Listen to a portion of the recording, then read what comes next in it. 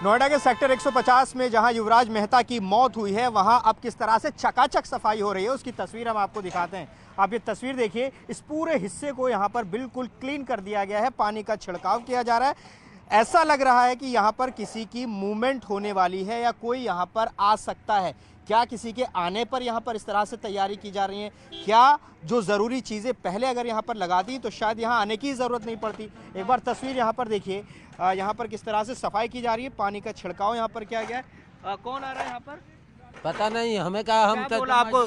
क्या बोला गया कि सफाई करनी है? मजदूर आदमी है, हमें तो माटी उठाने से मतलब अरे है। मतलब ये बताओ, आपसे क्या बोला सफाई करनी है यहाँ पर? हमें कुछ पता ना है। देखिए, ये कह रहे हैं इनको कुछ नहीं पता है। और ये पूरा हिस्सा, जब मैं कल यहाँ पर पहुँचा था तो बहुत ज़्यादा गंदगी थी, यहाँ पर कूड़ा पड़ा हुआ था, इसको साफ़ किया जा रहा है। और देखिए, इस पूरी सड़क पर आप देखेंगे पानी का छिड़काव किया गया है। ये तस्वीर देखिए, कितना ज़्यादा कूड़ा यहाँ से हटाया गया है। रंजन चंद्रा थोड़ा सा आगे आएंगे तो दिखाएंगे कि कैसे ट्रॉली में भरकर कूड़ा यहाँ से लेकर जाया जा रहा है। ये तस्वीर यहाँ पर देखिए, क्या किसी के आने की यहाँ पर तैयारी की जा रही है? क्योंकि यहाँ से महज करीब 1 किलोमीटर की दूरी पर ही युवराज मेहता का घर है। नौकरी से वो लौट रहे थे, लेकिन तैयारियां जो यहाँ पर जिस तरह की होनी चाहिए थी, यहाँ पर जो व्यवस्था होनी चाहिए थी वो नहीं थी।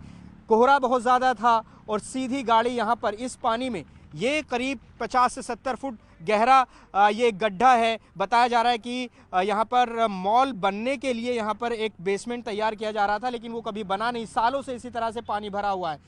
इसी में आकर युवराज मेहता की गाड़ी गिरी है और लगातार सवाल यही उठ रहे हैं कि क्या लापरवाही से मौत हुई है, और उसके कई निशानियां यहाँ पर दिखाई दे रही हैं। सबसे बड़ी निशानी कि आखिर घटना किस तरह से हुई वो हम आपको बताते हैं। ये जो सड़क है, ये सेक्टर 150 की तरफ आती है। रंजन चंद्रा ज़रा दिखाएं इस सड़क को। ये देखिए, ये सड़क 150 से आती है और गुड़गांव से वो यहीं से जॉब करके आ रहे थे। किस तरह से ये घटना हुई वो आपको बताते हैं। कोहरा बहुत ज़्यादा था, इस सड़क से वो आते हैं, गाड़ी चल रही है, फॉग ज़्यादा था, कुछ नहीं था। लेकिन ये अब आप देखिए, ये जो यहाँ पर अब आपको बैरिकेड्स दिखाई दे रहे हैं, लोहे के सीमेंटेड बैरिकेड्स यहाँ पर हैं। आप देखेंगे ये कुछ नहीं था यहाँ पर दरअसल, और गाड़ी सीधी यहाँ इस पानी में जाकर गिरती है। ये देखिए, यहाँ पर सीधी गाड़ी जाकर गिरती है दीवार तोड़ते हुए। और युवराज मेहता काफ़ी देर तक यहाँ मदद की गुहार लगाते रहे और उनके पिता यहीं पर थे। उन्होंने फ़ोन किया, किसी तरह गाड़ी के बोनट पर चढ़कर उन्होंने फ़ोन किया, लेकिन दुर्भाग्यपूर्ण तरीके से उनकी मौत हुई, दर्दनाक मौत हुई। तो ये तस्वीर यहाँ पर दिखाई दे रही है और वो सीक्वेंस भी हम समझाने की कोशिश कर रहे हैं कि यहाँ पर। कहाँ से हैं आप?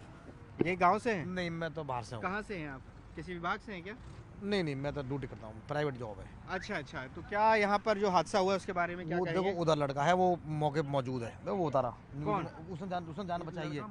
अच्छा। मैं बताऊँ, पहले इसे मत हाँ, चलाओ। हाँ। गाड़ी समस्तीपुर लड़का है जो सोल वाला है ना। अच्छा, ठीक है, उनसे हम बात करेंगे। तो यहाँ पर ये तस्वीर हम दिखा रहे हैं कि ये बैरिकेड्स अब लगाए गए हैं यहाँ पर। ये पहले लगे होते तो शायद युवराज मेहता आज जिंदा होते। यही सबसे बड़ा सवाल है कि जब 31 दिसंबर को एक ट्रक यहाँ पर गिरा, उसके बाद जो प्रशासन है वो क्यों नहीं जागा, क्यों उसने ये बैरिकेड्स नहीं लगाए जो अब लगाए हैं।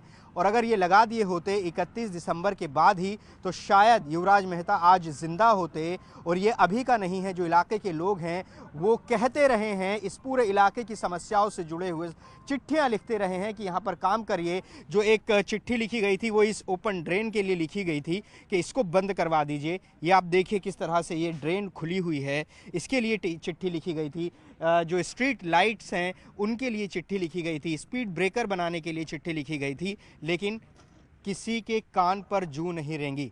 और अंत में एक होनहार सॉफ्टवेयर इंजीनियर की दर्दनाक मौत हो गई। लेकिन सबसे ज़्यादा जो हैरानी की बात है वो ये कि ये अब लगाए गए हैं हादसे के बाद। तो सवाल ये है कि हमारा प्रशासन क्यों इंतज़ार करता है कि किसी हादसे के होने का।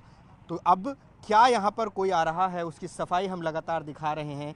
यहाँ पर इसको बिल्कुल साफ किया गया है, पानी का छिड़काव यहाँ पर किया गया है। सबसे बड़ी गवाही हम आपको दिखाएंगे। मोनिंदर वो शख्स हैं, जब हादसे के वक्त ये यहाँ पर पहुंचे थे और इन्होंने बचाने की कोशिश की। इन्हीं से ही समझते हैं कि उस रात क्या हुआ था, किस तरह से बचाने की कोशिश की गई थी, क्या क्या यहाँ पर व्यवस्था थी। मोनिंदर, आप ये बताइए कि क्या उस रात हुआ था, आप यहाँ से कहाँ जा रहे थे और क्या आपने देखा और आपने बचाने की कोशिश भी गए, आप अंदर भी गए, क्या हुआ था पूरा घटना बताइए सिलसिलेवार ढंग से, पूरा देश सुन रहा है आपको। ठीक है जी। मैं नोएडा सेक्टर 150 के ही रहने वाला हूँ जी। हाँ। 5 बजे से 2 बजे तक मैं फ्लिपकार्ट में जॉब करता हूँ। फ्लिपकार्ट मिनट जो चली है उसमें ग्रोसरी में। तो मैं लास्ट ये युवराज नाम का लड़का जो है गुड़गांव कंपनी में सॉफ्टवेयर इंजीनियर है, हमारे सेक्टर 150 में टाटा में रहता है, टाटा सोसाइटी में। वो भाई उस दिन आ रहा था, धुंध के कारण वो लेट हो गया, तो 12 बज गए यहाँ पे आते आते, तो वो उसे रास्ता ना दिखने के कारण ये सीधा जोड़ में दाग गया। जोड़ में दागने के बाद 12 बजे वो जोड़ में दागा था लड़का, कम से कम 1:45 बजे तक लड़का जिंदा रहा था। 1:30 से 2 बजे तक वो 2 घंटे, 1:30 से 2 घंटे वो लड़का जिंदा रहा है। बचने की उसने गुहार लगाई है कि प्लीज मुझे बचा लो, बराबर उसने टॉर्च दिखाई है, पूरे टॉर्च दिखाई है, प्लीज मुझे बचा लो, प्लीज मुझे बचा लो, लेकिन पूरा सिस्टम हार गया। जबकि मौके पे सब कुछ था, सारी व्यवस्था थी। आप यहाँ कब पहुंचे? तब वो टॉर्च दिख रही थी जब आप यहाँ पर पहुंचे, या यहाँ पर जब आप पहुंचे वो गाड़ी डूब चुकी थी? यहाँ पे कौन कौन सी एसडीआरएफ थे, एनडीआरएफ थे, कौन कौन से विभाग के कर्मी यहाँ पर थे? लड़का जो है 1:30 से 2 घंटे वेट करते करते जब गाड़ी में धीरे धीरे पानी घुस गया, लड़का मेरे आने से 10 मिनट पहले डूब गया था। मैं आया, मैंने देखा तो फायर ब्रिगेड वाले वो सीढ़ी पे बैठे हुए थे, पानी चेक कर रहे थे, ठंडा है गर्म है। बताओ अंदर जाने के लिए उनके लिए पानी गर्म करते? जब जाते वो अंदर सिस्टम में भर्ती किस लिए हुए हैं फायर ब्रिगेड में? कह रहे ठंडा पानी है, इसमें सरिया है। वो मैंने बोला कि आप मुझे इजाज़त दो तो मैं जा सकता हूँ ना, आप अपनी जिम्मेदारी पर जा सकते हैं। मैं कहा मैं जाऊँगा, बहुत ठंडा पानी है, बहुत टेम्परेचर डाउन है। मगर जी कोई दिक्कत नहीं है, मैं जाऊँगा। मैंने कमर से रस्सा बांधा, मुझे इजाज़त दी उन्हें, कमर से रस्सा बांध के मैं सीधा दाग गया। उन्होंने कह रहे थे जा रहे हो तो जल्दी जाइए, अभी 5 मिनट पहले लड़के की आवाज़ आनी बंद हुई है, लड़के की आवाज़ आनी अभी 5 मिनट पहले बंद हुई है। उन्होंने मुझसे ये बोला था। मैं कहा कोई दिक्कत नहीं, मैं देख के आता हूँ। 30 से 40 मिनट मैंने उस लड़के को सर्च किया है अकेले जाके अंदर। मैं इतना अंदर चला गया था कि यहाँ पे 100 लोग खड़े थे, मुझे उनमें से कोई एक भी नहीं दिख रहा था, एक भी नहीं दिख रहा था मुझे उन लड़के यहाँ पे से नहीं उन्हें मैं दिख रहा था। बस मुझे वो टॉर्च का इशारा दे के बता रहे थे कि इधर था, इधर जाइए, इधर था, इधर जाइए। इसमें मैं 30-40 मिनट डोला उस दिन रात को, 16 तारीख की रात को 2 बजे, लेकिन मुझे वो भाई नहीं मिला जी। मतलब आप ये कह रहे हैं कि यहाँ पर जो व्यवस्थाएं थी बचाने के लिए वो सक्षम नहीं हो पा रही थी, आपका सीधा आरोप ये है? आरोप देखो मैं नहीं लगा सकता किसी पे। क्यों? लड़का इतनी कंफर्म पता है कि लड़का 12 बजे गिरा, 1:30 से 2 बजे के करीब लड़का डूबा है। लेकिन मुझसे पहले पुलिस कितनी देर पहले आई है या फायर ब्रिगेड कितनी देर पहले आई है, मुझे ये कंफर्म नहीं था। नहीं है, पिताजी भी यहीं पर थे? हाँ, लड़के के पिताजी ने लाइव मौत देखी अपने बेटे की। उन्होंने सबसे बोला था कि प्लीज मेरे बेटा को बचाओ, किसी भी तरीके से बचाओ, लेकिन कोई नहीं अंदर कूदा। यहाँ पे 100 लोग थे, प्लस प्रशासन भी था, पुलिस भी थी, फायर ब्रिगेड भी थी, आम लोग भी थे, रोड पर चलने वाले भी थे। लेकिन धुंध के कारण थोड़ा डरे हुए थे लोग, बेसमेंट है प्लस उसके लिए डरे हुए थे कि इसमें सरिया है कि कहीं हम ना फंस जाएं, सरिया में हम ना गड़ जाएं, बहुत सारी चीज़ें। लेकिन मैं यहीं का रहने वाला हूँ, मुझे पता है इसकी सच्चाई क्या है, इसमें सरिया बहुत नीचे है। एक और सवाल, जब आपने ये बयान भी आपका सामने आया इस हादसे के बाद, आज आपसे पुलिस ने संपर्क किया, क्या कहा? आपको पुलिस ने बुलाया था? आपको पुलिस ने बुलाया था उसके बाद? क्या कहा पुलिस ने उसके बाद? आपको बुलाया था? मुझे कल मॉर्निंग में कॉल आती है कि आप थाने आइए। हाँ। जी, वो मेरे जो पुलिस वाले वो मेरे जानकार है, 2020 से इसी थाने में है वो। तो उन्होंने बोला कि मोनिंदर आपसे कुछ बात करनी है, आप थाने आइए। मैं बोला सर क्या बात होगी ऐसी, बताइए आप, अगर कोई बात करनी है तो मैं मौके पे ही हूँ, घटना स्थल पे आप आ जाइए यहाँ पर। नहीं, आपसे पर्सनली कुछ बात करनी है। मैं को कोई दिक्कत नहीं, मैं आ जाता हूँ। उन्होंने हमसे बोला कि मोनिंदर हमें तुझसे कोई लालच नहीं है किसी भी तरीका का, ना हमें कोई सबूत मिटाना है, सबूत तूने दे चुका है, तेरी वीडियो पर ऑल इंडिया में जा चुकी है। हम तुझसे सिर्फ एक पर्सनली, हमारे जो अधिकारी हैं वो पर्सनली तेरी वीडियो चाहते हैं, जो सच्चाई है घटना की वो बता दे। हम तेरे सामने कैमरा खोलेंगे तो सच्चाई बता दी, जैसे आप पूछ रहे हो। मैंने सेम घटना वही बताई कमरे में, मगर जी ऐसे ऐसे हुआ था सर। ये बात सच है कि आपसे पहले फायर ब्रिगेड वाले भी थे। नो, हाँ जी, नो कोई दिक्कत नहीं है। फायर ब्रिगेड वालों के ऊपर हमने एप्लीकेशन लिख चुके हैं, जिन जिन की गलती है उन पर कार्रवाई होगी। ऑथोरिटी के लिए हमने एप्लीकेशन भेज दी है। ऑथोरिटी में जो जो दोषी होगा, जो भी है, उस पर कार्रवाई की जाएगी और वहाँ पे जो काम करना चाहिए वो काम होगा बहुत जल्दी। मगर ठीक है जी, उसने उन्हें इतनी मेरी बाइट ली और मुझे फ्री कर दिया। लगभग मुझे 5 घंटे लग गए थे पर उनका वेट करते करते। कल थाने में बहुत ही ज़्यादा मीटिंग चल रही थी, बड़े बड़े अधिकारी आए हुए थे इसी केस को लेकर। ऐसा लगा कि आप पर दबाव बनाया जा रहा है? दबाव तो नहीं है, लेकिन मुझे डर लगा हुआ है। सच्चाई बताऊं, 3 दिन से मेरी बहुत ही ज़्यादा वीडियो वायरल है।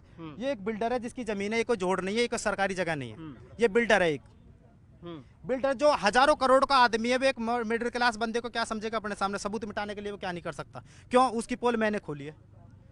3 दिन से कैमरा के सामने सिर्फ मैं बोल रहा हूँ, कोई दूसरा बंदा दिखा दो सोशल मीडिया पर जिसकी वीडियो वायरल हुई हो कि भाई ये लड़का है, और सच बोल रहा हूँ, बिनेटर होके बोल रहा हूँ। इतिहास उनका लिखा जाता है जो लड़ना चाहते हैं। मैं मुझे कोई दिक्कत नहीं, जो होगा देखा जाए, लेकिन मैं कह सकता हूँ कि मुझे एक बार को खतरा हो सकता है मेरी जान को। एक आखिरी सवाल मेरा ये है, ये बताइए कि यहाँ पर 31 दिसंबर को भी एक ट्रक गिरा था जी, उस वक्त क्या हुआ था? और तब अगर ये बोल्डर तभी लगा दिए जाते सीमेंटेड बैरिकेड्स तो शायद युवराज मेहता को बचाया जा सकता है। 100% बच सकता था, 100% बचता सर। अगर वहाँ पे ये भी नहीं थे जो यहाँ पे लोग थे, वो 100% बचा सकते। नहीं, 31 को क्या हुआ था ये बताइए। 31 को लगभग 1:30 बजे के करीब मेरा ऑर्डर आ जाता, 31 सेम टाइम पे, उसी दिन भी सेम टाइम था। मैं आ रहा था ट्रक के पीछे पीछे, मैंने देखा कि धुंध बहुत ज़्यादा है, मगर ट्रक आगे आगे चल रहा है, मैं इसके पीछे चलता हूँ जो कि ताकि मैं किसी से ना टकराऊँ, बड़ी सवारी इसके पीछे सहारे से मैं चलता रहूँगा। मैं उसके साथ चलता चलता रहा। उस ड्राइवर, वो नया ड्राइवर था, वो पहली बार हमारे 150 में आया था। तो जाने के बाद मैं उसके पीछे पीछे, तो जैसे उसका ट्रक उसे रास्ता नहीं दिखा, उसने सीधा धक्का दिया। वो दीवार टूटी है, आप दिखा सकते हैं अपने कैमरे में, कोई दिक्कत नहीं है। दीवार टूटी है, जैसे दीवार में से सरिया निकला, वो दोनों टायरों में घुसा। टायर बहुत तेज भटाक दे सी बोले, टायर फट के मैं समझ गया कि ट्रक दाग गया, क्यों मैं ट्रक से कम 20 मीटर दूरी पे पीछे था, दूरी बना के चल रहा था मैं, कोहरा बहुत ज़्यादा था। मैं देखा टायर फट गया। ड्राइवर घबरा कर, उसने सोचा ट्रक के टायर फट चुके, कहीं लटक गया है पुल से और मैं जल्दी से ज़मीन में दाग जाऊं, और उसे ये नहीं पता था कि नीचे जोहड़ है। अच्छा, वो सीधा जोहड़ में दाग गया। जोहड़ में दागने के बाद मैंने देखा कि मैं तो अकेला हूँ, मैं कैसे बचाऊंगा इसको, मैं इसको कैसे बचाऊंगा। उसके ट्रक में रस्सा बंधा हुआ था ऊपर, कम से कम 15-20 मीटर लंबा रस्सा बंधा हुआ था। मैंने रस्सा खोल के ऊपर चढ़ा, मैं ट्रक में रस्सा खोल के मैंने उस ड्राइवर के पास फेंक दिया। मैं कहा भाई तू इसके सहारे अभी इसे पकड़ के बचा रहे, मैं अभी 2-4 आदमी लाता हूँ इकट्ठे करके, तब हम तुम्हें निकालेंगे, अकेले की बस की नहीं है। क्यों, 4 इंच की दीवार आ रही थी, मुझे खुद भी बैलेंस बनाना था और उसको भी खींचना था। 130 किलो का आदमी था वो, 6.5 फुट का, मैं अकेले के बस की नहीं था। मैंने कम से कम 15-20 राइडर्स रोके यहाँ पर रोड पे, बीच रोड पे खड़े होकर, रात को 1:30 बजे। मैं कहा भाई जल्दी जल्दी आओ, वहाँ पे एक ड्राइवर पड़ा हुआ है। मैंने कम से कम 15-20 राइडर्स रोक लिए। रोकने के बाद मैंने हमने इन सोसाइटी के उससे कांटेक्ट किया, गार्डों से। हाँ जी, तो देखिए ये यहाँ पर जो है मोनिंदर, जिन्होंने बेहद तफसील से सिलसिलेवार ढंग से बताया कि आखिर उस रात क्या हुआ था, और वो घटना भी बताई 31 दिसंबर को जब यहाँ पर ट्रक गिरा था। तो ऐसे कई सारे सवाल मोनिंदर ने खड़े किए हैं व्यवस्था पर, प्रशासन पर, कि वो बहुत बड़े सवाल खड़े करते हैं और जवाबदेही तय किए जाने की मांग करते हैं। तो ऐसे में अब आगे क्या प्रशासन इस पर एक्शन लेता है, देखना होगा।